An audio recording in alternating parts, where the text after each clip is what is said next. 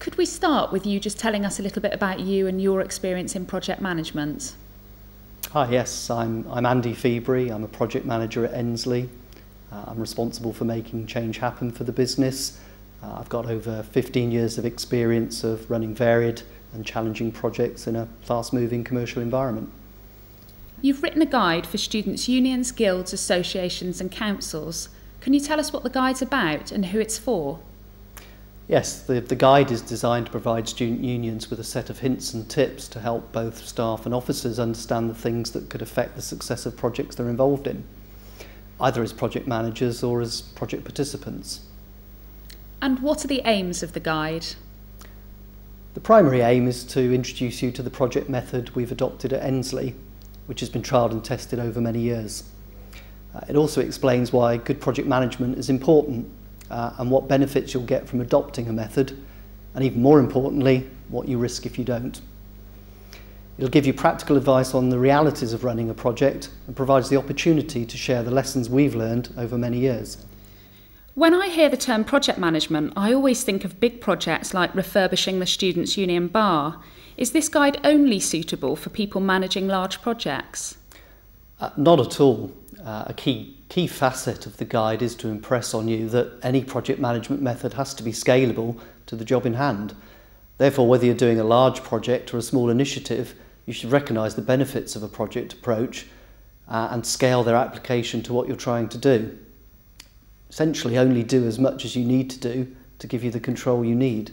So even if a member of staff or an officer is planning a relatively small new initiative, some of the methods of project management should still apply? Yes, absolutely. In accepting that a project is designed to give you control over what you're doing, then there are clearly going to be things that can be applied regardless of size. For example, they don't need to employ all the controls suggested in the guide, but following a simple checklist approach will help them manage risk. So what kind of things should be included in this checklist? I think as a minimum, the following questions should be asked at the outset of any project or initiative and throughout its duration. Do you have a business case that is robust enough? Have you put the right management structure in place to ensure the right decisions get made? Have you got the right people involved to do the work? Are you clear about the requirements for the solution? Do you have a plan for the work required and who's going to do it? Have you put in place the controls needed to ensure that the project remains on track and delivers the expected outcomes? Do you know when you've finished? These provide the basis for the controls needed to ensure success. They're covered in more detail in the guide, but what's important is that they happen in every project, even if they only require a quick conversation or something written periodically by email. What is the actual definition of a project? Broadly, we choose to define a project as being a group of people brought together to produce an outcome or a solution at an agreed time using agreed resources. This simple definition highlights some key principles for us: that people are key to delivering projects, and that projects aren't open-ended affairs that can be allowed to consume time and resources like a black hole. In the guide, you refer to the process model. Can you tell us what this is? Yes. In order to demonstrate what a project should do and when, there are a series of processes which cover all project activities from the beginning to the end. And what are the key stages of the model? There are 7 stages within the process, and these provide the controls described earlier and are contained in the project journey section of the guide. The first step is about providing direction and authorising further work, and this stage runs throughout the project. The second is planning and estimating. This too is something that needs to happen throughout the duration of the project. The third is starting up a project, and this includes appointing the project board. The fourth stage is initiating the actual project work itself. The fifth is controlling each stage in the project plan. The sixth is managing project deliveries, and the seventh is closing the project. The level to which they're applied varies from project to project, but it's important to state that they need to happen in some form. Okay, at stage 3 you referred to forming the project board. Can you tell me what the project board is?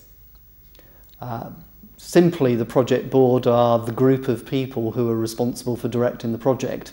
They're the decision makers. In your experience, what makes a project successful? People. I hope it won't come as a surprise to hear that people make projects successful, not processes. That's not to say processes aren't important, but if you don't get the right people working in the right way, however closely a process or method is followed, your project won't be successful.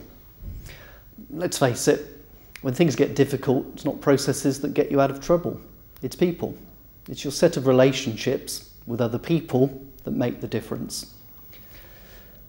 So, at every stage of a project, the project manager should be asking some key questions to ensure that people involved remain effectively engaged. The sort of questions I ask would be, am I communicating successfully with the project participants at every level? Are the right people involved? Does everyone know what's happening? Is that happening all of the time? Are the participants working collaboratively to achieve the goals of the project?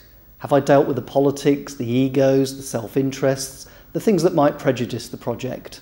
Is everyone clear on and working towards the same goal? Have I coordinated activities and tasks effectively? Do I have plans in place that make it clear to everyone how we're going to make the project deliver on time, on budget, and to the right quality? You must focus on communication, collaboration, and coordination at all times. These people-oriented processes are the key to the success of your project. What if you can't get the right people? Will the process help manage this risk? Well, clearly try and get the best people for the job. People don't need to be project managers by trade, but they do need to understand the role they're playing and what they need to bring to the project process. The guide tells you what the project manager does and what he or she is responsible for in each process. And it goes on to do the same for each role within the project.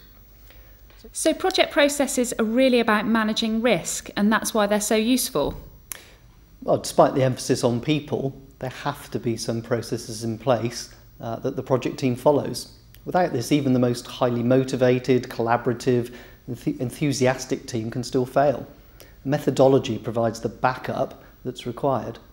So without a method, failures can still happen. And failures can, of course, be very expensive.